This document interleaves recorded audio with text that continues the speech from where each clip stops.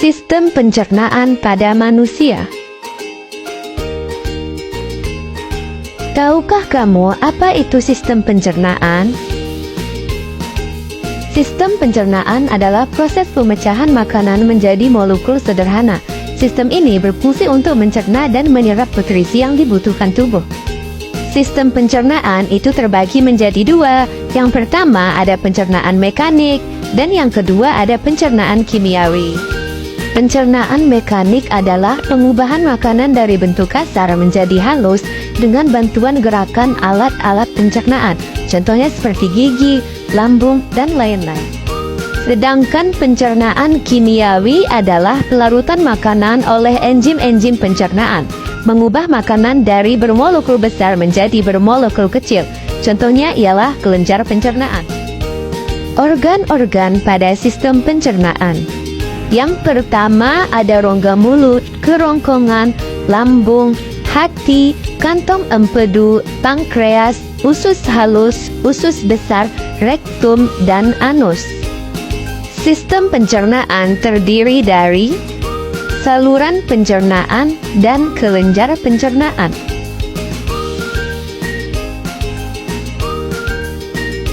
Selanjutnya, kita akan membahas proses dari sistem pencernaan satu persatu. Yang pertama ada rongga mulut.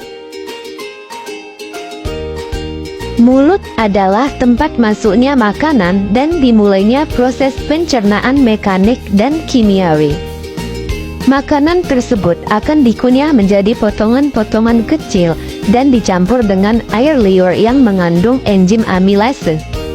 Selanjutnya, makanan akan didorong oleh lidah dan otot-otot lain menuju ke kerongkongan. Kerongkongan adalah saluran sempit dan berotot yang menghubungkan mulut dengan lambung. Di dalam kerongkongan terjadi gerak peristaltik, yaitu gerak kontraksi dan relaksasi otot polos yang mendorong makanan menuju lambung. Lambung adalah organ berbentuk kantong yang berfungsi untuk menampung dan mencerna makanan. Berikut ini bagian-bagian lambung pada manusia. Yang pertama ada kardiak, yaitu bagian lambung yang berhubungan dengan esofagus. Yang kedua ada fundus, berbentuk seperti kubah, letaknya di atas badan lambung. Yang ketiga ada pilorus, yaitu terowongan yang menghubungkan lambung dengan usus halus. Yang keempat ada rugae, yaitu membran mukosa berbentuk lekuk-lekuk yang berfungsi melindungi dinding lambung dari abrasi asam lambung. Lambung juga mempunyai otot sphinkter atas dan sphinkter bawah. Otot sphinkter atas berfungsi untuk mencegah makanan dari lambung kembali ke kerongkongan. Sedangkan sphinkter bawah berfungsi untuk mencegah makanan dari lambung sembarangan masuk ke usus halus. Di dalam lambung terjadi pencernaan mekanik dan kimiawi. Pencernaan mekanis terjadi karena adanya gerakan peristaltik akibat kontraksi otot lambung yang mengakibatkan makanan tercampur dan teraduk menjadi bubur. Sedangkan pencernaan kimiawi terjadi dengan bantuan getah lambung yang dihasilkan oleh kelenjar yang terletak di dinding lambung di bawah fundus. Berikut ini zat-zat pada getah lambung.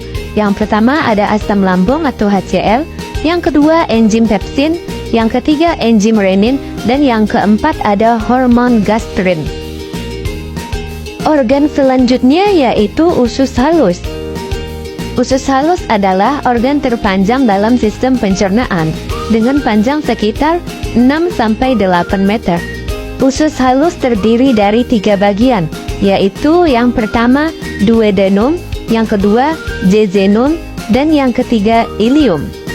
Usus halus berfungsi untuk mencerna makanan secara kimiawi dengan bantuan enzim-enzim dari pankreas, hati, dan empedu, serta menyerap zat-zat gizi ke dalam darah.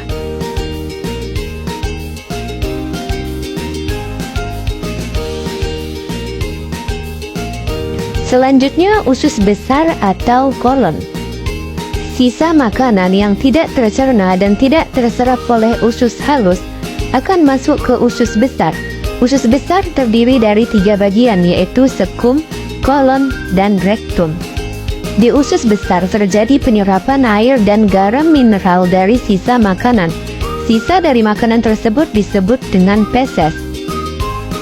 Kemudian yang terakhir adalah anus.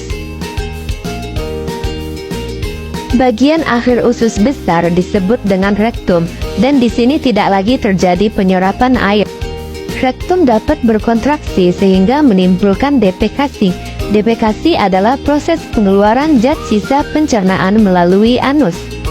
Kontraksi rektum dapat menyebabkan refleks gastrokolik yang dapat dilakukan secara sadar, dan otot pencernaan akan berkontraksi sehingga feses terdorong keluar. Nah, itu dia penjelasan mengenai sistem pencernaan. Selamat menyaksikan.